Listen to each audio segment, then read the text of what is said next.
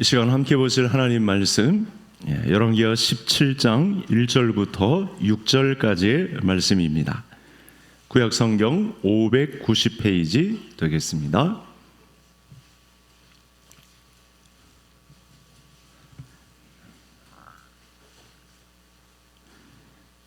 열왕기하 17장 1절부터 6절 저와 함께 한 절씩 교독하시겠습니다. 유다의 왕 아하스 제12년에 엘라의 아들 호세아가 사마리아에서 이스라엘 왕이 되어 9년간 다스리며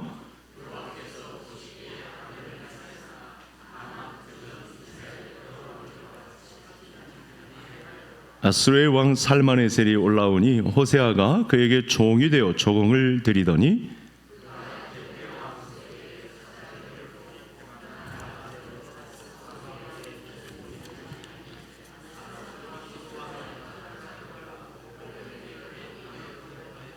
아수르 왕이 올라와 그 온 땅에 두루다니고 사마리아로 올라와 그것을 3년간 에워쌌더라. 호세아 제9년에 아수르 왕이 사마리아를 점령하고 이스라엘 사람을 사로잡아 아수르로 끌어다가 강가에 있는 할라와 하볼과 메대 사람의 여러 고을에 두었더라. 아멘. 오후에도 우리에게 깨우쳐 주시는 하나님의 말씀이 있어 살리는 사람, 살리는 교회로 성숙해가는 우리 성도님들 될 수 있기를 소원합니다. 오늘로서 북왕국 이스라엘 시리즈는 마치게 되겠습니다. 작년에 마쳤으면 좋았을 뻔했는데 한 주가 미뤄졌습니다. 유다왕 아하스 왕 12년에 북쪽에서는 이제 멸망을 고하는 마지막 호세아가 이스라엘의 왕이 되었습니다. 열왕기하 15장에 의하면 반아수르 왕 정책을 펼쳤던 베가에 대해서 호세아가 반란을 일으킵니다. 이스라엘 마지막 역사는 거의 북이스라엘 왕국의 역사는 배반의 역사라고 보면 됩니다. 신하가 왕을 찔러 죽이고 쿠데타를 일으켜서 왕위를 찬탈하는 이런 역사가 반복됩니다. 마지막 호세아 왕도 베가를 배반하고 쿠데타를 일으켜서 마지막 왕이 됩니다. 그러니까 나라가 굉장히 불안정한 거죠. 정세가 굉장히 불안정한 것입니다. 하나님이 세워주시지 않는 지도력이니까 한때는 강성했을지라도 언제 어디서 무슨 일이 펼쳐질지 모르는 예상하지 못하는 일들이 펼쳐지니까 이런 반복된 반역의 역사가 쿠데타가 자꾸만 반복되는 그런 경우를 보게 됩니다. 근데 이 호세아가 이 마지막 왕위를 가지는데 화면을 한번 보시겠습니다. 722년에 북이스라엘이 멸망하는데 그 전 9년을 다스리는데 성경의 평가가 어떻게 나오냐면 종합하면 여호와 보시기에 악을 행했다 이렇게 표현이 되고 있습니다. 좀 전에도 이 북이스라엘의 이 짧은 200여 년, 210년 역사 가운데 19왕이 왔다 가는데 쿠데타로 얼룩진 그런 역사가 있고 이 내용을 종합해 보면 여호와 보시기에 악을 행했다 이렇게 정리를 하더란 말이죠. 그래서 본문 2절에 의하면 호세아에 대한 평가는 역대 왕보다 그나마 나았다 이렇게 보고 있습니다. 그나마 조금 하나님의 눈치를 본 듯한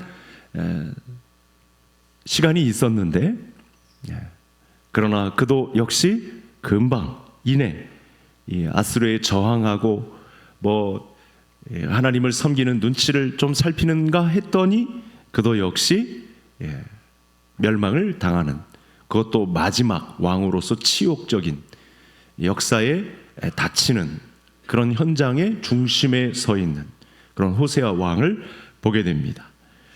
당시 아수르 왕은 살만네셀인데 그가 쳐들어오자 호세아는 아수르 압박에 견디지 못하고 그만 항복하고 조공을 바치는 신세가 되었었습니다. 그러던 중 그 중에 이 9년간 기간 동안에 아수르의 압제에서 벗어나고자 애굽 왕 당시 바로는 아니고 소라는 왕인데 4절에 보시면 소라는 왕에 의해서 사절단을 보내고 도움을 요청합니다. 그리고 그동안 아수르에 바치던 조공을 바치지 않고 애굽에 기댑니다. 근데 이것도 지혜가 아니라서 하나님을 믿는 믿음에 의한, 또 하나님에 의해서 제시를 받은 내용도 아니어서 애굽 왕 손은 뭐 당대 큰 나라인 건 맞지만 아수르를 상대할 나라도 못 됩니다. 애굽에 기대어서 아수르를 좀 어떻게 해볼 요량으로 다가섰지만 이건 큰 패착이 되는 그런 과정을 낳았습니다.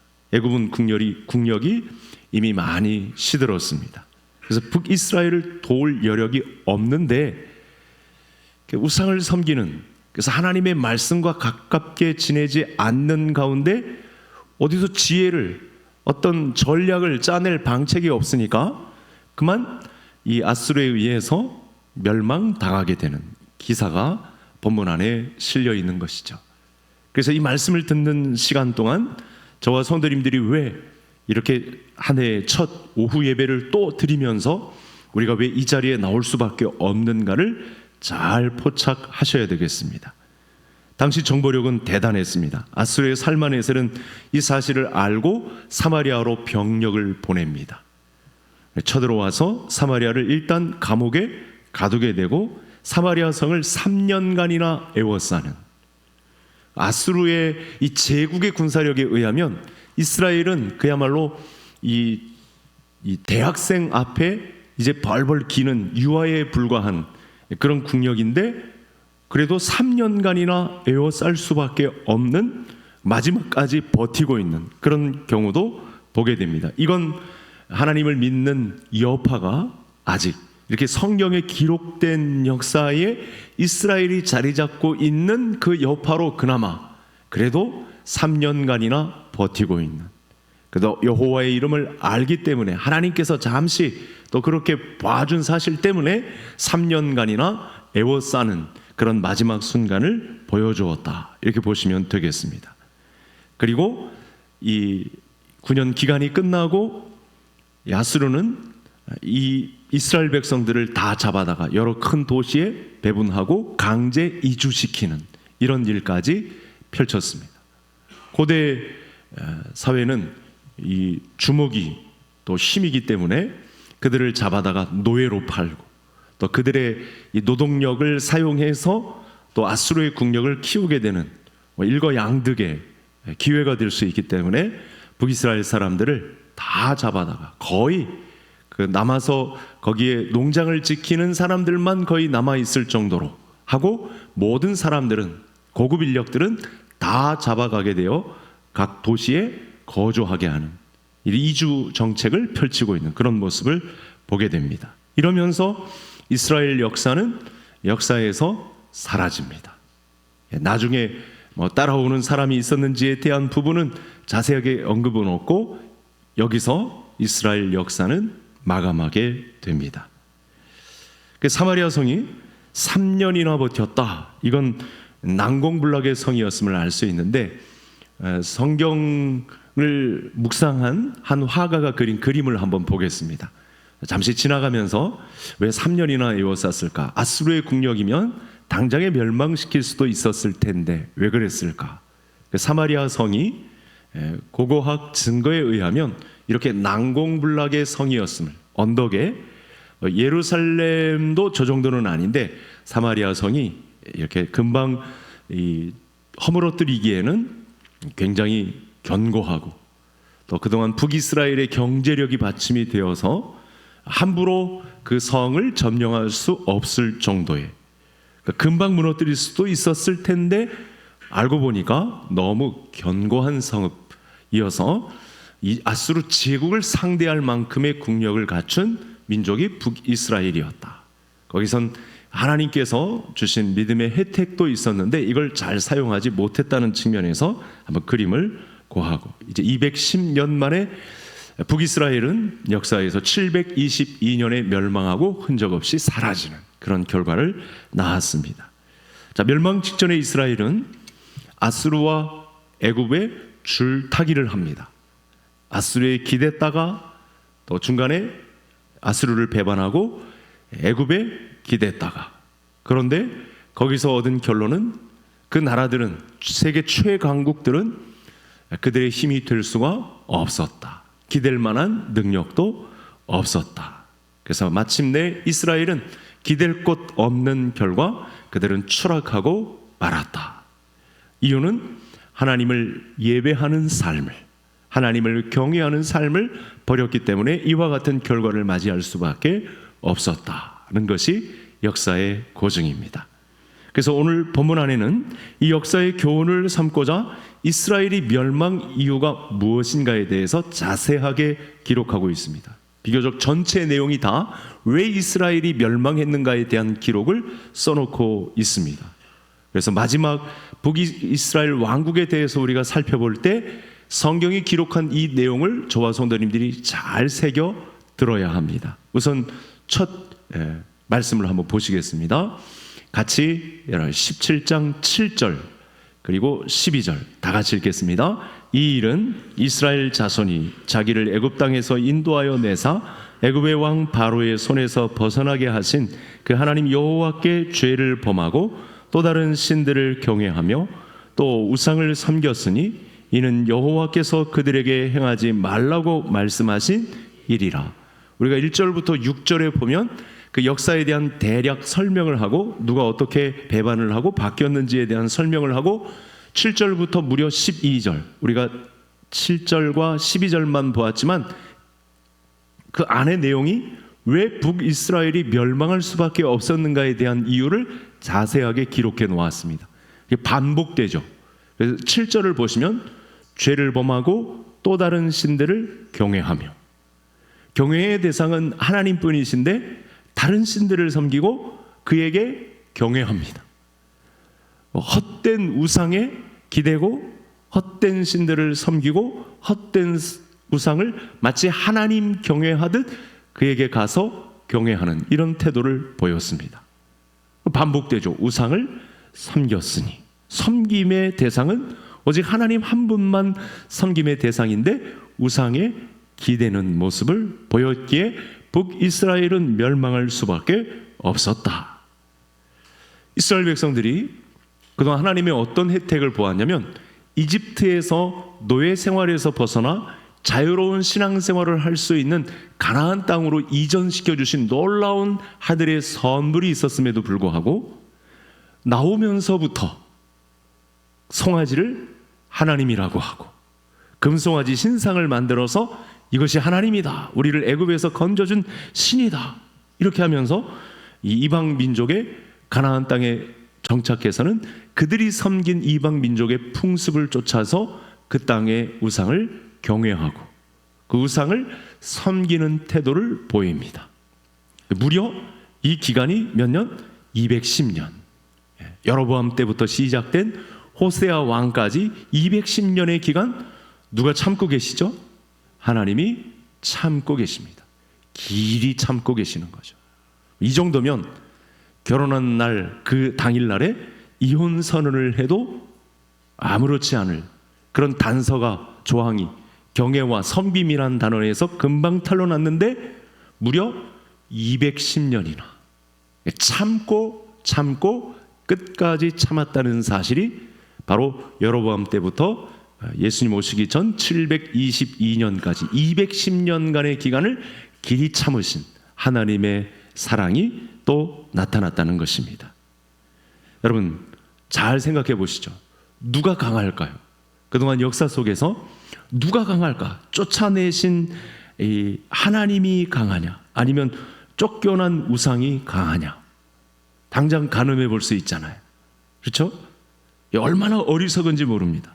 유혹이 얼마나 강했으면 경외의 대상은 하나님 한 분뿐이고 섬김의 대상도 하나님 한 분뿐인데 그 유혹이 얼마나 강했으면 210년 전체의 역사 가운데 우상으로 점철된 삶을 살았을까?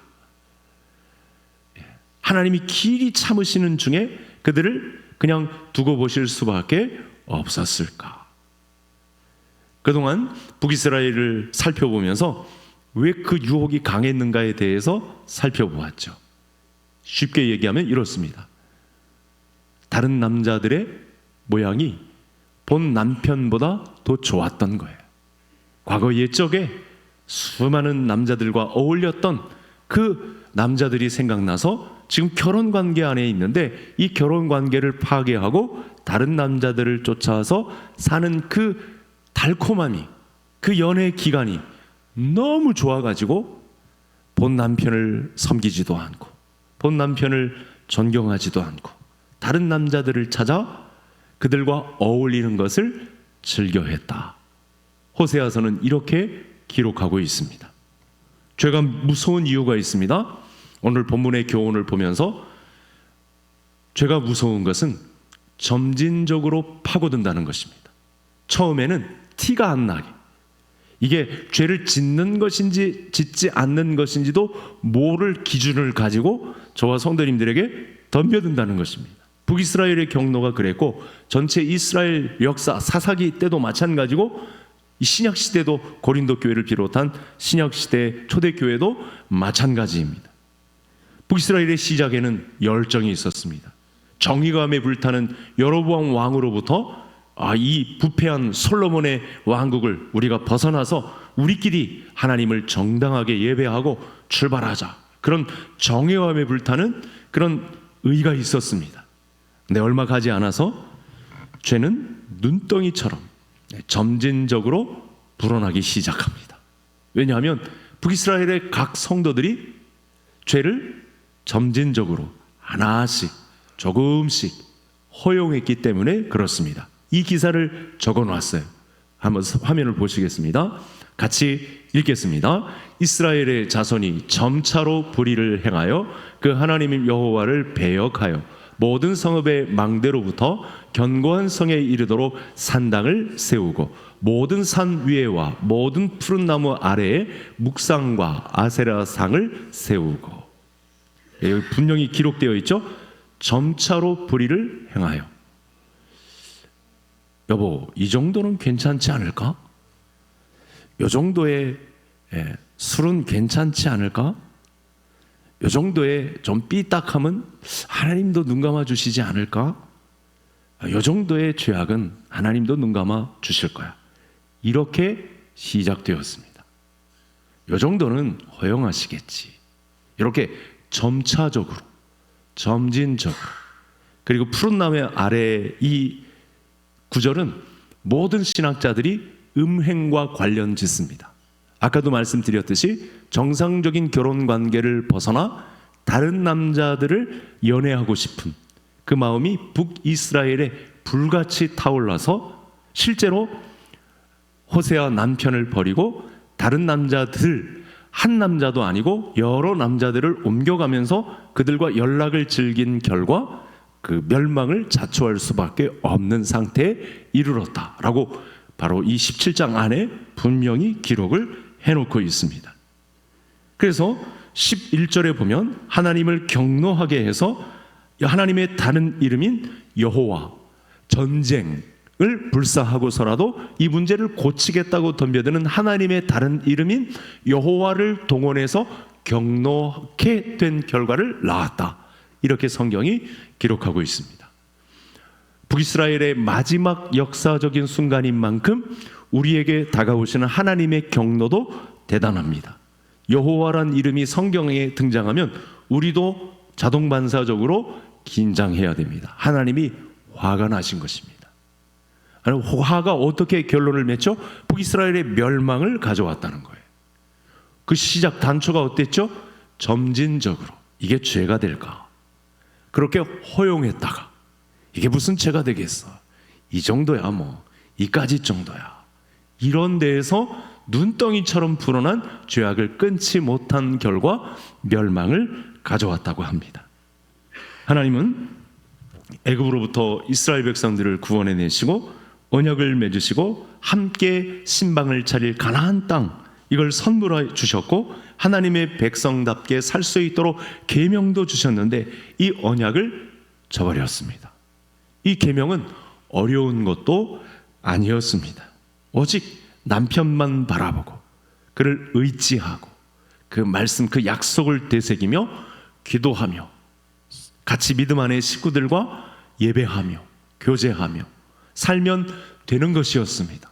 그런데 이것을 가볍게 여겼습니다. 그들은 이 언약을 철저하게 배반했습니다. 그 땅, 쫓겨난 땅의 신을 찾아서, 여러분, 쫓겨내게 하신 신이 큽니까? 예, 쫓겨난 땅의 신이 큽니까? 쫓아내신 신이 큰데 왜 쫓겨난 신의 땅 우상들을 왜 그렇게 찾아서 섬기는지, 그 땅의 유혹은 또 얼마나 강했는지, 그 음행을 끊지 못하고 그만 다른 남자들과 연애하는데 시간을 써버렸다가 오늘의 멸망을 가져왔다는 사실입니다. 이 과정에서 하나님은 오래 참으셨습니다. 길이 참으셨습니다. 죄악의 구덩이에서 뒹굴던 그 아내의 모습을 보고도 돌아오기를 기다렸습니다. 그 정도면 거기서 끝낼 만도 한데 하나님은 그 배반으로 점철된 이 아내, 자기의 신부를 다른 남자들과 어울린 현장을 적발하고도 길이 참아 오래 참고 기다렸습니다. 그래서 호세아서에서는 이 부분을 결혼관계에 있으면서 바람이 나서 다른 남자를 찾아다닌 것으로 묘사를 했습니다. 정상적인 결혼관계를 벗어나서 음행을 저지른 것이죠. 그래서 끝에 결국 돌이키지 않는 이 백성을 보고 오늘의 심판을 명령하신 것입니다. 그렇게 기다리다가, 끝까지 기다렸다가 심판을 내리고야 마는 하나님 아버지, 그 남편 입장에서는 그 마음이 어떠했을까? 우리가 이 현장을 보셔야 됩니다. 사랑이 깊었던 만큼 진노는 맹렬했죠. 이 맹렬한 진노를 끊을 수 있는 자는 없습니다. 여호와로 전쟁의 신호로 나섰기 때문에 이 하나님의 불같은 진노를 끊을 수 있는 자는, 나라는 이 땅에 없었습니다. 그 결과 북이스라엘은 기록에만 남았을 뿐 그들은 흔적 없이 다 사라집니다. 그래서 13절과 18절까지 이스라엘의 멸망의 이유로 이 선지자를 통해서, 선견자를 통해서 주시는 하나님의 말씀을 지키지 않았다. 그래서 13절 이하에서는 이 악한 길에서 떠나 나의 명령과 율례를 지켜 행하라, 이게 밝히고 있음에도 불구하고, 이렇게 강조했음에도 불구하고 이스라엘은 엘리야, 엘리사, 호세아, 아모스, 이 신실한 선지자들을 통해 선포된 하나님의 말씀을 귓등으로도 듣지 않았습니다. 그 결과 목을 곧게 하고 자기들의 하나님 여호와를 믿지 않고 조상들이 목을 곧게 한 것 같이 그들도 그들의 목을 곧게 하여서 하나님의 마음을 저버렸습니다. 그동안 문제가 되었던 부분을 다시 끄집어내면 자기들을 위하여 금송아지를 부어 만듭니다. 임의로 레위 사람들을 제사장 삼아야 되는데, 레위 사람들이 있음에도 불구하고, 각 성읍에 배치된 레위 사람들이 있음에도 불구하고 보통 사람들을 제사장 삼아서 아무렇게나 제사합니다. 그리고 이렇게 가다 보니까 이 우상 숭배가 왜 무섭냐면, 이게 알면서도 행하게 되는 이 스톡홀름 증후군인데, 이게 나쁘다는 것을 알면서도 거기까지 가요. 뭐냐면 자녀들을 불살라 제사하는 데까지 갑니다. 하나님이 이 나라를 멸망시킬 수밖에 없는 이유가 여기 있어요. 저 인도나 좀 문명이 잘 가지 않은 그런 땅의 식인종들이 인신제사를 드린다 하는 소문이 있었는데, 그게 다른 나라 이야기가 아니고, 딴 나라 이야기가 아니고 이스라엘 나라 이야기입니다. 하나님을 경외하고 하나님을 섬기지 않은 결과 이 무지한 인간들이 자녀들을, 그것도 장남, 첫 아이를 불살라 우상에게 드리는 이런 일들이 발각됩니다. 그리고 점을 치고, 쫓겨남을 당한 신에 점을 치고 무속을 쫓아 행하고, 무속, 우리나라에도 무속, 악을 행하여 여호와의 노를 격발하게 하였습니다. 여러분, 화면을 한번 또 보시겠습니다. 18절 다 같이 읽겠습니다. 여호와께서 이스라엘에게 심히 노하사 그들을 그의 앞에서 제거하시 오직 유다 지파 외에는 남은 자가 없으니라. 북이스라엘에는 이 하나님의 여호와의 경로를 중단시킬 자가 아무도 없는 거예요. 이걸 비교해 놓은 거죠. 그러면 유다도 똑같은 경로를 향해서 막 가고 있는데 유다는 말릴 사람들이 있어요. 말씀을 받아가진 사람들이 나서서 막 눈물로 호소합니다. 낭실과 제단 사이에서 막 웁니다. 나라가 이렇게 위태롭게 된 것에 대해서 막 합심기도 하고 말씀을 선포하고 이래서는 안 된다고 막 막아서는 자들도 있습니다. 그래서 기간이 유예되기도 합니다. 결국은 멸망을 하죠. 근데 지금 북이스라엘의 상황이 이렇습니다. 누가 나서서 여호와의 이 격발된 진노를 막아설 자가 없는 거예요. 그런 측면에서 올 2025년에도 이 나라, 이 민족, 이 모든 문제는 나로부터 시작되었다는 것을 알고 기도하는 자리를 굳건히 지킬 수 있는 하나님의 진노를 막아서는 맨 선봉에 우리 개성교회 성도님들이 서 계실 수 있기를 간절히 소원합니다. 이런 기도의 자리는 누구에게 미룰 것도 아니고 하나님의 말씀을 깨달았다면 내가 자발적으로 나서서 하나님의 진노를 유예시키는, 그나마 지금 마지막 시대를 맞이하고 있는 때에 하나님께서 모든 사람이 진리에 이르고 구원받기를 원하시는 하나님의 보폭에 맞추어서 우리가 믿음의 행위를 가질 수 있도록 기도하는 자리를 지켜야 된다는 말씀을 듣게 되는 것입니다. 여러분, 북이스라엘의 멸망 이유가 국력이 약해서가 아닙니다. 경제력이 모자라서가 아닙니다. 외교를 잘못해서가 아닙니다. 출중한 지도자가 없어서가 아닙니다. 이미 아모스서를 통해서 이 북이스라엘이 얼마나 강성한 나라였다는 것을 아시죠? 저 하마더기 그리고 나일강 근처까지 여러분 국력을 확장한 사람들입니다. 외교, 정치에 안보 엄청난 지도력을 갖춘 사람들이 있었습니다. 경제력이 풍성한 때였습니다. 문제는 무엇일까요? 믿음이 없었기 때문에. 이게 문제입니다. 믿음이 없기 때문에. 당장 우리 가정 안에만 이 현실을 들여놓으면 머리빨이 서슬퍼렇게 그냥 서게 됩니다. 여러분, 믿음이 없으면 이런 일이 가능한 거예요. 하나님을 대적하여 일어나는 사람들이 나타나는 거예요. 가정에 자녀가 어떻게 되든 말든 인신제사를 드리든 말든 이런 무시무시한 일들이, 그야말로 허탄한 일들이 가정 안에 막 펼쳐지는 일들이 일어난다는 거예요. 무엇이 없으면? 믿음이 없으면 이런 일들이 펼쳐진다는 것입니다. 죽음 같은 애굽 땅과 광야에서 건져준 남편을 버리고 다른 남자를 쫓아갑니다.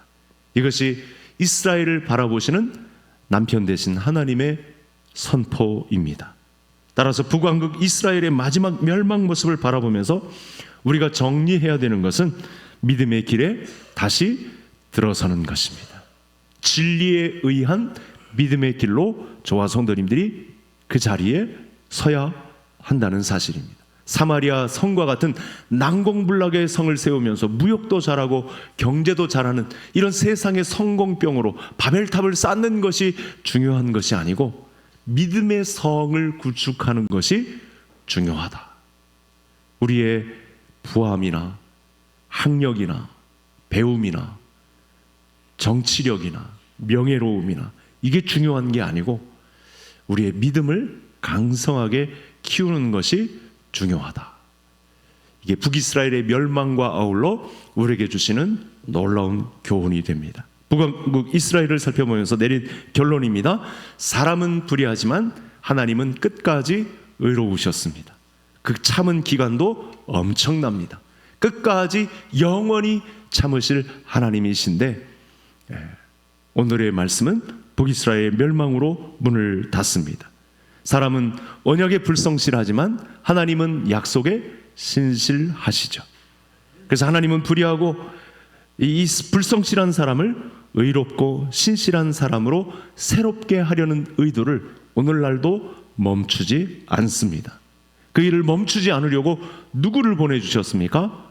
의에 꽉 찬 사람이 되신 예수 그리스도를 우리에게 보내시면서까지 이 연애의 사인을 우리에게, 이 아내들에게 계속 신호를 우리에게 보내고 계십니다. 사람들의 죄를 용서하시고 사람의 죄를 죄의 지배 아래 해방시키고 새로운 나라의, 그 하나님 나라의 백성으로 삼으시고자 오늘도 길이 참으시며 오늘의 예배를 주목하여 바라보고 계십니다. 그래서 불의한 우리가 의롭게 되는 것은 전적으로 신랑에게 달려 있습니다. 불의한 우리를 새롭게 하시는 힘은 남편 대신 예수님께 달려 있습니다. 우리가 이렇게 되는 것은 율법의 조항을 다 지켜서 되는 것도 아니고 이 땅의 경제력을 좋게 해서 행복한 가정을 이루는 것에 있지 않고 그리스도를 믿음으로 이루어진다, 이렇게 말씀을 주고 계십니다. 예수님을 통해 구원의 길이 열려진 것도 하나님의 은혜고, 그러함에도 불구하고 우리를 용서하시고 우리를 들어서 그렇게 만신창이가 된, 다른 남자와 놀다운 전적이 그 연애 기간이 충분한 그런 만신창이가 된 아내들이라도 다시 들어서 쓰시겠다고 우리를 기다리고 계신 그 하나님 앞에 설 때에만, 그 남편 대신 오래 참아 기다리신 그 남편한테 설 때에만 우리의 치료는 이루어진다, 이 믿음을 우리에게 보여주고 계십니다. 북이스라엘 왕국은 모든 민족 중에서 하나님의 은혜를 받은 가장 좋은 위치에 놓여있던 민족 아닙니까? 성경에 기록될 만큼 대표 선민으로 세웠던 그들이 유리한 입장에서도 하나님의 말씀을, 남편의 이 의를 지키지 못해서 그만 멸망을 당하고 말았습니다. 그들은 특별한 부르심을 받았고 특별한 말씀도 받았고 하나님의 종들에게 보살핌도, 무수한 종들에게 보살핌을 받는 역사도 있었습니다. 그래서 하나님의 뜻을 행할 수 있는 여건, 환경, 상황, 그들보다 더 좋은 이 환경은 이 인류 역사에서 찾아볼 수가 없습니다. 그럼에도 불구하고, 그런 사랑의 신호를 보냈음에도 불구하고, 그런 사인이 무수한 역사를 안고 있었음에도 불구하고 그들은 멸망의 길로 치달았습니다. 그래서 사람의 행위로는 절대로 의롭게 되지 못합니다.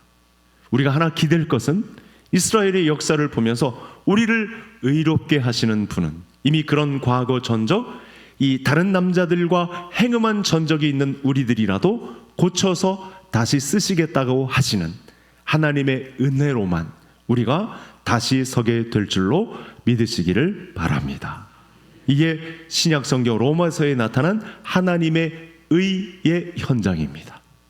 이것이 오늘날 저와 성도님들에게도 소개하시고자 하시는, 우리를 붙들고 이 만신창이가 된 아내들을 붙들고 선언하시고 제발 돌아오라고, 내가 그렇게 용서해 줄 테니까, 그렇게 의로 다시 새로운 신부의 자리를 복권시켜 줄 테니까 제발 돌아와서 이 자리를 지키라고 말씀하시는 하나님의 의입니다. 그분은 말씀이 육신이 되어 우리 가운데 거하시는 예수 그리스도이십니다. 그 누구도 노력이나 선행이나 쌓은 업적으로 의롭게 되지 못하지만 바로 이 예수 그리스도의 의로만, 그 십자가로만, 그 부활의 능력으로만 다시 하나님 앞에 신부의 자격을 취득하고 그 자리에 설 수 있습니다. 그래서 우리가 의로워지는 선물을 받는 것은 내가 아니라 전적으로 신랑 대신 하나님에 의해서만 우리가 의로워진다고 성경은 그렇게 피가 터지도록 목청껏 우리에게 오늘도 말씀을 주십니다. 북이스라엘의 배반의 역사를 통해서 하나님은 우리에게 의를 보여주셨습니다. 이 의는 누구에게나 차별 없는 의요, 누구든지 믿기만 하면 얻을 수 있는 의다라고 문을 개방하셨습니다. 마지막 말씀을 보시겠습니다. 같이 읽겠습니다. 이제는 율법 외에 하나님의 한 의가 나타났으니 율법과 선지자들에게 증거를 받은 것이라. 아멘. 여러분, 우리에게 한 의가 나타났는데 이건 하늘에서 내려온 의입니다. 우리가 거부할래야 거부할 수 없는 이 믿음 안에 거하는 것조차 그분에 의해서 주도되는데 이건 불가항력적으로 우리에게 다가오는 선물과 같은 성격의 것이라서 그 누구도 거부할 수 없는, 헬라인이든 그리스인이든 애굽인이든 유대인이든 이스라엘 사람이든 러시아 사람이든 미국 사람이든 중국 사람이든 차별 없이 우리 모두에게 주어지는, 그가 죄인이었든 의인이었든 그 이전에 사람들이 평가하는 판명에 의한 의든지 아니든지 하나님의 의에 의해서 내려오는 이 의의 평가를 받는다면 그는 예수 그리스도의 신부의 자리를 꿰찬다고 말씀합니다.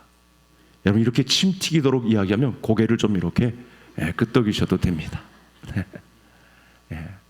이렇게 성경은 우리를 설득하십니다. 말씀을 마치도록 하겠습니다. 그럼 믿음의 가장 큰 특징은 차별이 없다는 것이죠. 유대인이나 이방인이나 차별 없이 하나님의 의에 도달할 수 있다고 합니다. 정말 놀라운 은혜입니다.